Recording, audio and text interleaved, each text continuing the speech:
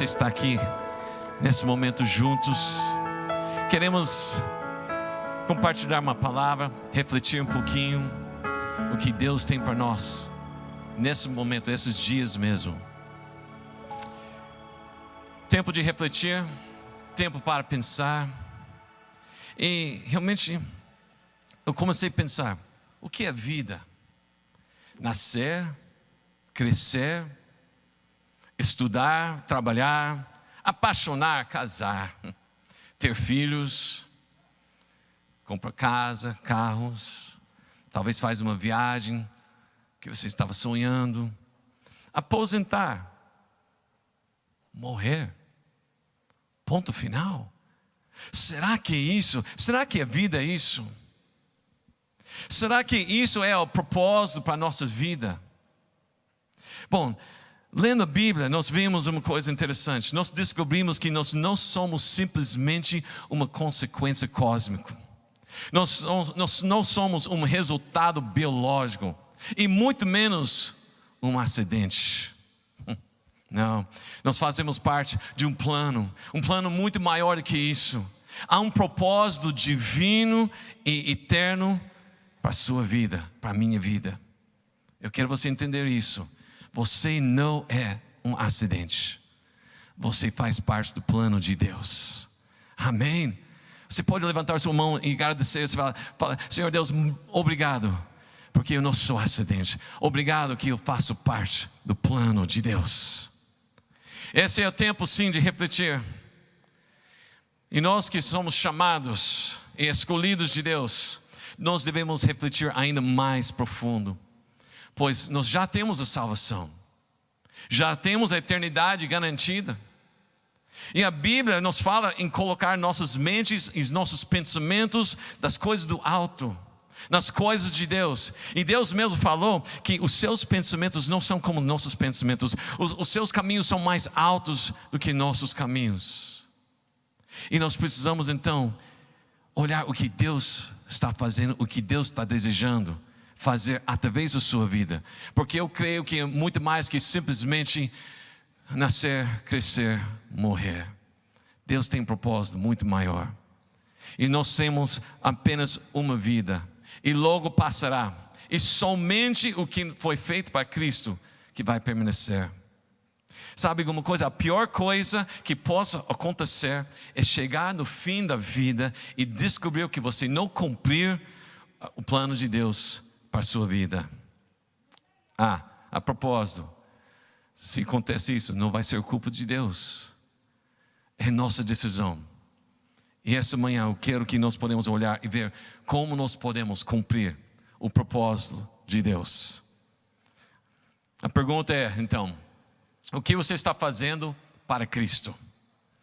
Romanos, capítulo 10. Romanos 10, versículo 13 a 17. Vamos ver uma passagem aqui muito interessante. Romanos 10, versículo 13 a 17. Pois todo aquele que invocar o nome do Senhor será salvo. Versículo 14. Mas como poderão invocá-lo se não crerem nele?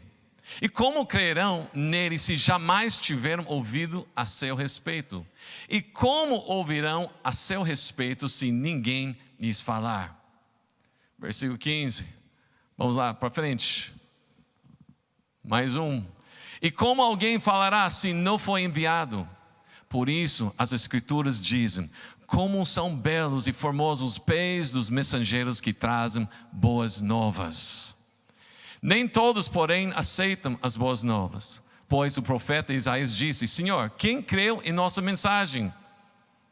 Portanto, a fé vem por ouvir, isto é, por ouvir as boas novas a respeito de Cristo. Amém. A situação é a seguinte: tem pessoas que precisam ouvir e precisam saber e acreditar em Jesus Cristo, pois se acreditar serão salvos. E o alvo da nossa vida é realmente a salvação. Mas como eles vão acreditar, como está escrito aqui? Como eles vão acreditar se não tem ninguém para falar para eles? Para isso precisa que alguém seja enviado. Mas como será enviado? Eis a questão. ficou claro o chamado de Deus para a igreja em relação de pregar o evangelho para todos e todas as nações. A mensagem de Jesus Cristo é de fato a maior história de todos os tempos. É uma história de amor sem igual. É uma história onde justiça encontra graça e misericórdia. Uma história de triunfo sobre o pecado, ou vencer o diabo e a vitória sobre a morte. A melhor história que você pode ouvir para a sua vida. Melhor do que qualquer série do Netflix. É a história de Jesus Cristo que veio para salvar a humanidade. E hoje, a necessidade da salvação, libertação, restauração de famílias, a transformação através do poder do amor de Deus no mundo é inegável. O problema é que algo aconteceu. Algo aconteceu. Porque se isso é a maior história, se isso é a melhor história, é a coisa mais fascinante de tudo, porque ainda o mundo não conhece essa história de Jesus Cristo. Em Atos 2, versículo 17 e 18, está lá escrito que nos últimos dias, disse Deus, derramarei o meu espírito sobre todo o povo. Seus filhos e suas filhas vão profetizar, os jovens vão ter visões e os anciões vão ter sonhos.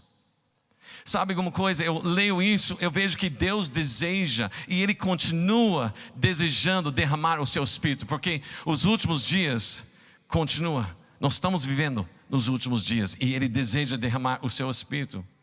Deus ainda deseja salvar. Ele ainda deseja resgatar vidas. Não é o desejo de Deus para destruir. Na verdade, o maior desejo de Deus é a salvação do povo.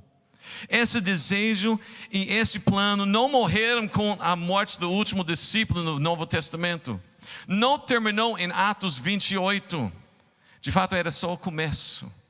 Pois continua ainda hoje, através de você e eu. Bom, quando nós falamos sobre falar a palavra, boas novas, o evangelismo, não tem como não falar do coração de Deus e a vontade do Senhor. 2 Pedro, capítulo 3, versículo 9, declara que o Senhor não demora em cumprir a sua promessa. Ele é paciente por causa de vocês. Ele não deseja que ninguém seja destruído, mas que todos se arrependem. Isso é a verdadeira vontade de Deus. Que todos cheguem a arrependimento, que todos sejam salvos. 1 Timóteo, capítulo 2, versículo 3 e 4. Olha esses versículos, interessante. Também declara, isso é bom e agrada a Deus. Isso é bom e agrada a Deus, nosso Salvador. Versículo 4. Cujo desejo é que todos, fala todos sejam salvos e conhecem a verdade.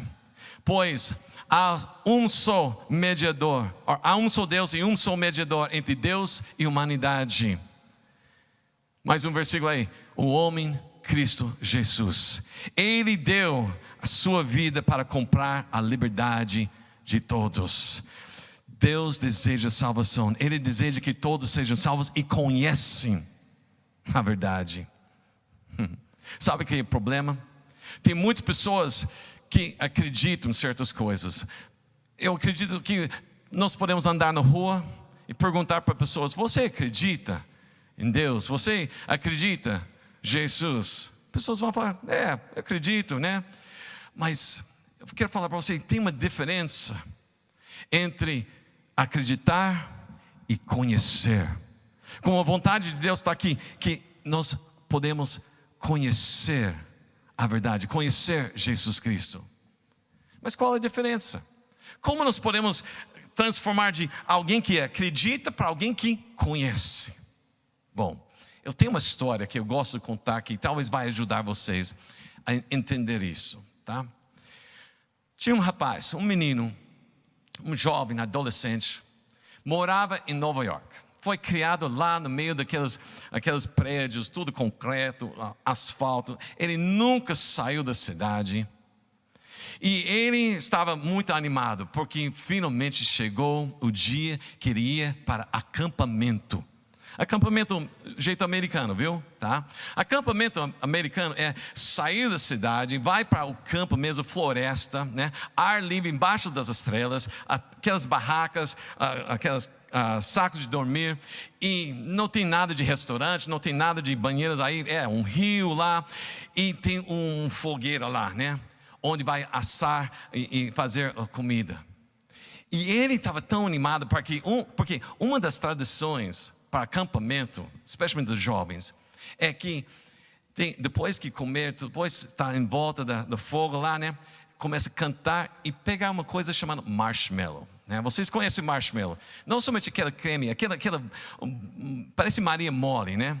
O que o americano faz? É assim, a gente coloca no espetinho e coloca lá no fogo e assa, né? O churrasco de marshmallow. É gostoso, para de rir. É gostoso, viu? Você tem que experimentar, tá? Então esse rapaz estava muito bem, né? Estava feliz da vida. Primeira vez, colocou o marshmallow lá, botou lá no fogo. Mas como ele é novo nisso, ele não sabia muito bem como fazer. Ele pegou muito perto do fogo e o marshmallow pegou fogo. De repente ele tem um fogo lá no pontinho do espetinho dele. E o que acontece quando o marshmallow pega fogo? Ele derrete e de repente caiu dentro do fogo. Bom, esse menino, ele nunca viu fogo na vida dele, porque ele foi criado lá no Nova York, dentro dos prédios, tudo elétrico, não tinha nada de fogo. Então ele pensou que ele podia colocar a mão dentro do fogo e pegar o marshmallow. Então ele estava lá pronto para colocar, mas sorte dele, ao lado dele tinha um cara muito experiente de marshmallows, né? E falou para ele: olha, o que está fazendo, rapaz? Não pode colocar sua mão no fogo? Que isso? Você não está entendendo? Sua mão dentro do fogo vai queimar. Sua mão é carne. Carne no fogo é churrasco. Você não pode. Aí o menino parou e falou: opa, obrigado por essa informação, né? Eu vou acreditar em você. Eu acredito. Mão no fogo é mal. Não é bom nisso. Então não vou colocar. Aí ele pegou outro marshmallow. Aí mais cuidadoso essa vez. Ele está fazendo, né? Ele já está pegando jeito, ele está comendo marshmallow, churrasco de marshmallow, coisa tão gostosa, está lá. E sabe o que aconteceu? As outras pessoas foram para dormir. Ele ficou lá sozinho. Primeira noite dele, ele está muito animado. E só tem mais um marshmallow. Ele colocou lá no espetinho. E ele colocou de novo no fogo. E como ele é um novo crente nessa coisa, né? Mais uma vez, pegou mais perto do fogo. Pegou, caiu de novo. E ele está lá, último marshmallow. Eu acredito, o cara falou: se eu coloco a mão no fogo vai queimar. Mas também eu sou rapaz esperto, sou muito rápido. Eu acredito que eu vou conseguir colocar minha mão, vou pegar sem queimar. Então ele está lá, 1, 2, 3, ai! Saiu todo foguinho nos 5 dedinhos, ele estava queimando, né? Interessante. O que aconteceu naquele momento foi uma transformação. Porque você pergunta para esse rapaz agora: você acredita que se você coloca a sua mão no fogo vai queimar? Ele vai falar: não, eu não acredito. Eu sei, eu conheço o fogo, eu fui tocado pelo fogo. A mesma coisa com Jesus Cristo. Você acredita que existe um Deus, que Ele veio aqui na terra, Ele sofreu, Ele carregou a cruz, morreu na cruz, ressuscitou? Você acredita? Não, eu não acredito. Eu sei, eu conheço Jesus Cristo. Aqui foi tocado, tem marcas do fogo de Deus em meu coração. Eu conheço. E isso é o desejo de Deus, para que nós passamos do ser simplesmente acreditando, para começar a conhecer o nosso Deus. Deus deseja isso, isso é vontade, para que nós podemos estar andando com Ele. Deus deseja salvação. Sabe isso que mostra para mim? Que Ele não é um Deus de longe, mas um Deus de perto, com relacionamento intencional na vida dos homens. Ele não é um Deus que criou o homem e deixou para se virar. Deus entrou na história da humanidade para trazer a salvação como a vontade dele para nossas vidas. Uau! Deus dá para nós oportunidades para escolher. Nós vemos lá em Deuteronômio, capítulo 30, versículos 11 a 20. Depois você pode ler esse texto, mas a ideia é isso. Deus coloca diante de Israel uma escolha: vida ou morte, bênção ou maldição. Ele fala, realmente, se você está andando comigo, você escolhe vida, você vai ter tantos benefícios assim, porque eu já preparei para você algo sobrenatural. Vida abundante. Mas se você andar fora da minha presença, eu não tenho como proteger, porque vocês vão estar embaixo da maldição, coisa que está fora. Mas aí Deus chegou lá no final, Ele fala que agora eu chamo os céus e a terra como testemunhas da escolha que fizeram. Vida, morte, bênção, maldição. Mas aí Deus fala o quê? Escolhe a vida. Deus está desejando, não somente Ele coloca a escolha diante de nós, Ele também deseja que nossa escolha seja a escolha de vida. Amém. Nós vimos lá em Tito, capítulo 3, versículo 4 a 6. Tito 3, 4 a 7. Mas quando Deus, nosso Salvador, revelou sua bondade e seu amor, Ele nos salvou, não porque tivéssemos feito algo justo, mas por causa da sua misericórdia. Ele nos lavou para remover nossos pecados, nos fez nascer de novo e nos deu nova vida por meio do Espírito Santo. Generosamente derramou o Espírito sobre nós por meio de Jesus Cristo, o nosso Salvador. Por causa da sua graça, nos declarou justos e nos deu a esperança de que herdaremos a vida eterna. Não porque nós merecemos, mas porque Ele ama. E a decisão de Deus sobre sua vida é a salvação. É a salvação. Romanos capítulo 12, versículo 2, declara que nós não devemos amoldar ao padrão deste mundo, mas transformar-se pela renovação da sua mente, para que sejam capazes de experimentar e comprovar a boa, agradável e perfeita vontade de Deus. Muitas vezes nós olhamos para esse versículo achando que isso tem a ver com algumas bênçãos que nós vamos receber, algumas bens que nós vamos conseguir, porque pensando que a vontade de Deus é simplesmente o nosso bem-estar.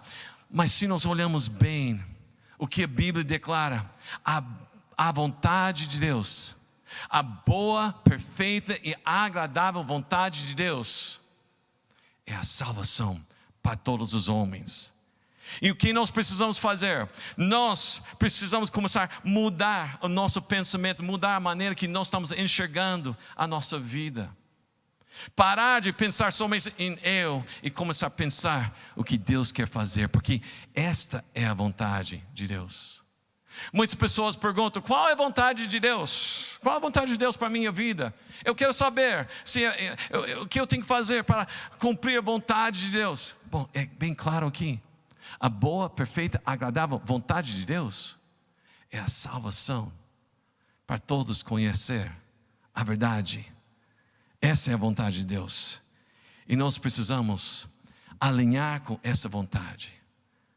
Amém? Então vamos ver algumas coisas que precisa. Rapidamente nós vamos ver algumas coisas para ajudar a chegar nisso. Primeira coisa, nós precisamos sentir o que Deus sente.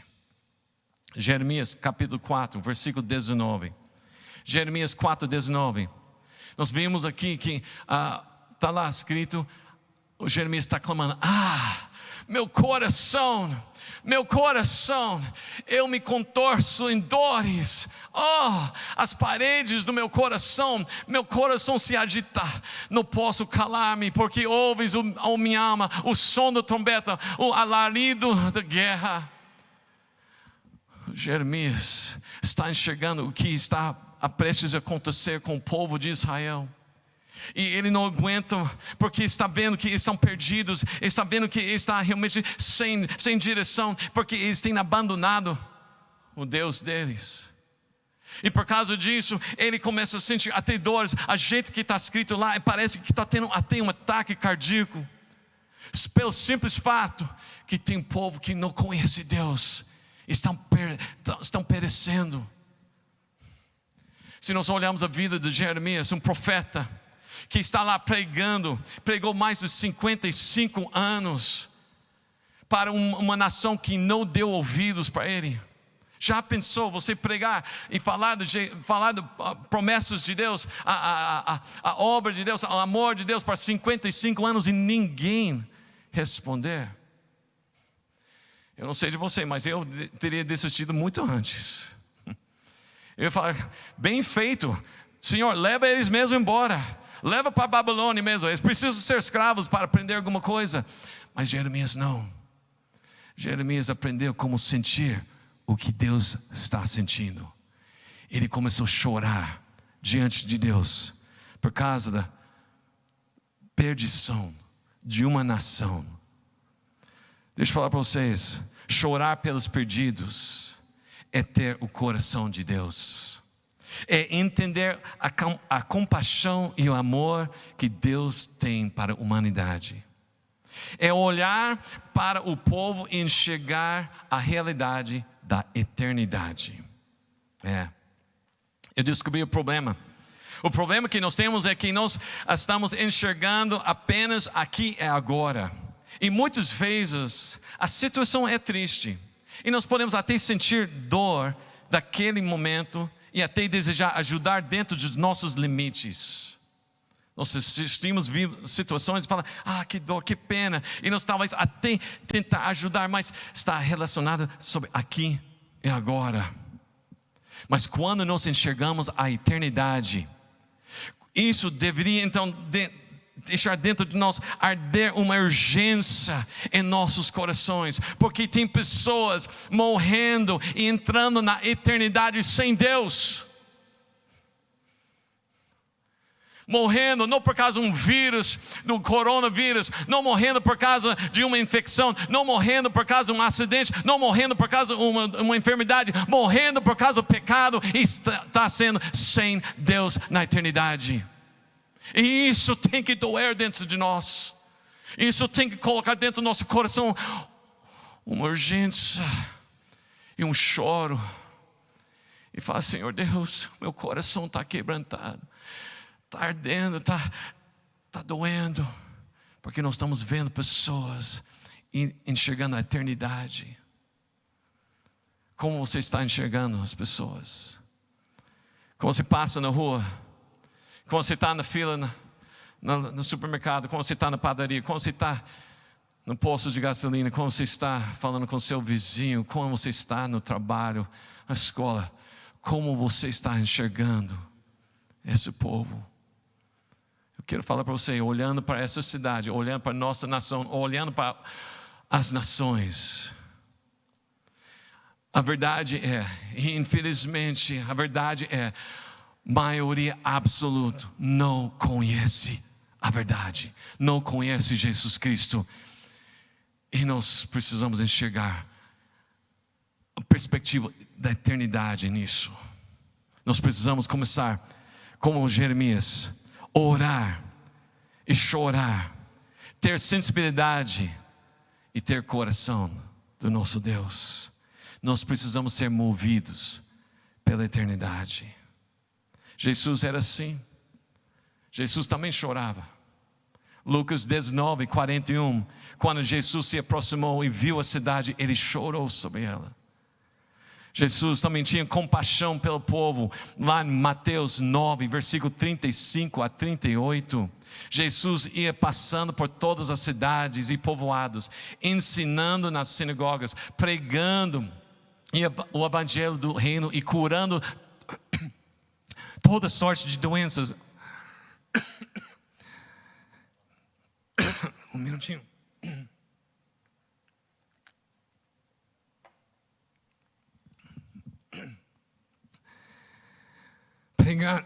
pregando as boas novas do reino, curando todas as enfermidades e doenças. Ao ver as multidões, olha aqui, ao ver as multidões, compadeceu-se delas. Ou outra versão fala que teve compaixão delas, porque estavam aflitos e desamparadas, como ovelhas sem pastor. Então disse aos seus discípulos: a colheita é grande, mas os trabalhadores são poucos. Peçam, pois, ao Senhor da colheita que envie trabalhadores para a sua colheita. Jesus tinha compaixão pelas almas, pelas vidas. E falou para os discípulos: vocês têm que olhar, porque o rimo de colheita está pronto, mas está faltando trabalhadores. E ele falou para os discípulos: vamos orar para o Senhor da colheita, para enviar trabalhadores. A minha pergunta para você agora: será que essa oração está sendo respondida? Você está entendendo que você é a resposta dessa oração? Porque nós olhamos para a nossa cidade, está pronto para a colheita, pessoas estão andando em desespero, pessoas sem esperança, pessoas com eternidade sem Deus. E tem a vontade de Deus que é boa, perfeita, agradável para alcançar. Alguma coisa tem que acontecer. Nós precisamos entrar em alinhamento com o propósito de Deus. Jesus mesmo levou os seus discípulos para orar, para enviar trabalhadores. Nós somos a resposta para essa geração. Você é a resposta dessa geração. Amém? Nós precisamos então entender, ter o coração de Deus. Tem vários exemplos na Bíblia, eu quero contar uma por causa do tempo. Mas Moisés tem uma situação interessante. Ele está com um povo de Israel que foi tirado lá no Egito, vários milagres. Depois também abriu o mar vermelho. Eles passaram, viu o exército do faraó ser destruído. Eles receberam água de uma rocha, receberam maná descendo do céu. Eles estão na presença de Deus lá no Monte Sinai. Moisés sobe lá para conversa com Deus, para receber instruções, as leis, as direções para esse povo, antes que ir para a terra prometida. Mas o que acontece? Moisés está lá, e o povo começa a entrar em rebeldia. Eles fazem um bezerro de ouro, e começam a adorar como se fosse Deus. Na cara duro, Deus está lá em cima, e ele está lá embaixo adorando outro Deus. Deus fala para Moisés: Moisés, desce lá, porque esse povo está em pecado. Moisés desce, ele vê a situação, ele também fica: não acredito, como pode ser isso? Mas naquele momento Deus vai ensinar algo para Moisés sobre o coração. Ele fala para Moisés: Moisés, vamos fazer o seguinte, deixa eu destruir todo esse povo, e eu vou recomeçar com você uma nova história, um novo povo. Que propósito, né? O que você faria se Deus fizesse esse propósito para você? Focado totalmente em você. Eu vou destruir essa cidade chega, não tem mais tempo, não tem mais jeito. Eu vou dar para você oportunidade para ser aquele. Mas olha o que Moisés respondeu. Vamos lá, Êxodo 32, versículo 31 e 32. Tremendo essa resposta de Moisés. Êxodo 32, versículo 31 e 32. Está lá. Êxodo 32, 31 e 32.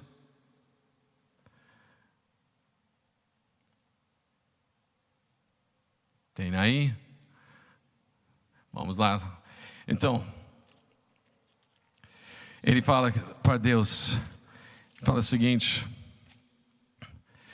Ele voltou para Deus e falou: esse povo cometeu um grande pecado, sim. Eles fizeram um ídolo de ouro, um Deus de ouro. Ele falou: eu sei que eles pecaram, estão errados. Mas olha o que ele fala depois: mas se tu, Senhor, perdoar, por favor, perdoar esse pecado. Mas se não, eu peço que tire o meu nome do livro que o Senhor escreveu. Uau! Espera aí, que isso? Como pode ser isso? Um povo que merece a castigo. Mas Moisés começou a entender o coração de Deus, a vontade boa, perfeita e agradável para salvar. Ele falou: não, não, não. Eu prefiro que tire meu nome, eu prefiro que eu morresse do que o povo perecer. Esse é o coração de Deus. Sabe por quê? Porque é exatamente isso que Deus fez. Ele enviou Jesus Cristo para morrer em nosso lugar, para que nós possamos ter a vida. O coração de Deus. Moisés entendeu: eu não posso amar mais a minha vida, eu não posso ficar na segurança da minha salvação, eu não posso ficar segurado no meu lugar garantido lá no céu. Eu preciso ter o coração de Deus.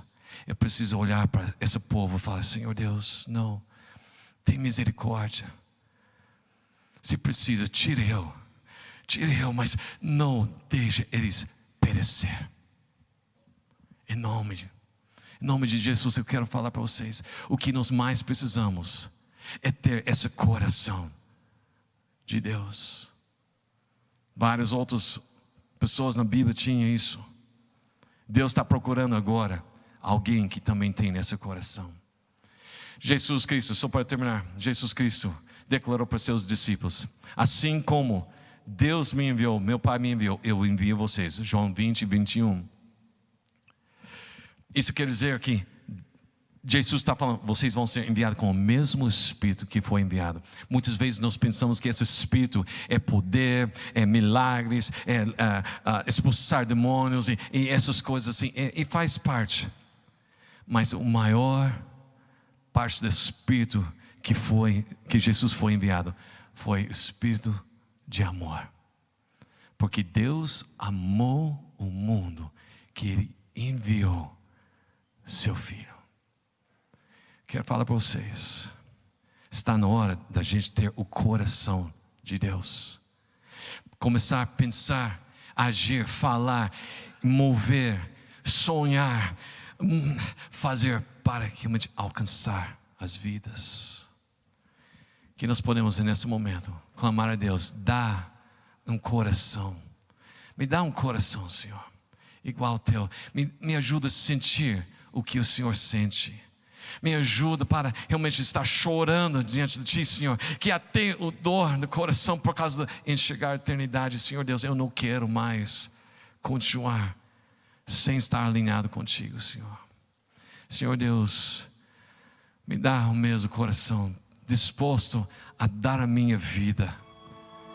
Me ajuda, Senhor, pois essa cidade, essa nação, Brasil precisa. E vai começar com eu e você. Dá-me o coração igual ao teu.